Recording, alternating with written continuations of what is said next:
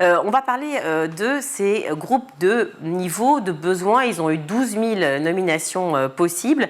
On va les appeler les groupes de niveau. Le ministère a demandé un réexamen de la mesure, et ce malgré l'avis du Conseil d'État qui pour autant était censé être la plus haute juridiction. Pour autant, là, il y a un passage en force. Les syndicats le dénoncent. Que pensez-vous ?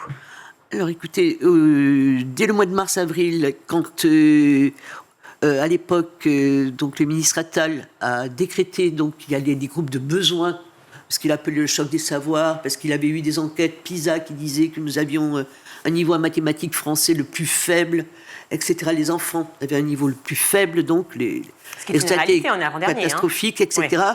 Donc il ne s'est pas interrogé, il n'a pas concerté.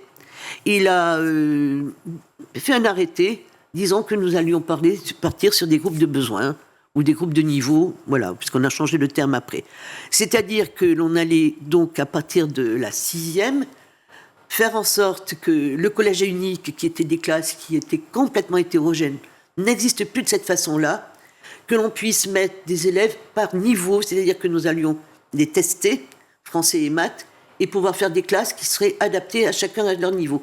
Alors, soi-disant sur un temps non défini, 3 mois, 6 mois, etc., ce qui est impossible dans un établissement de remodifier, c'est-à-dire qu'on allait donc sélectionner les élèves et faire une sorte de tri dès la 6e de façon à les répartir. Cet arrêté a été fait sans aucune concertation avec le enseignant. N'étant pas entendu avec les syndicats, les fédérations de parents d'élèves, nous nous sommes concertés, nous avons chacun fait un recours au Conseil d'État.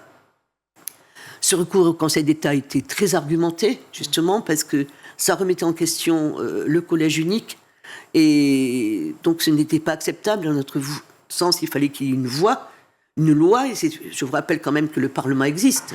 Le Parlement, l'Assemblée nationale, le Sénat, permet quand même des débats de façon à pouvoir traduire ça sur un texte législatif.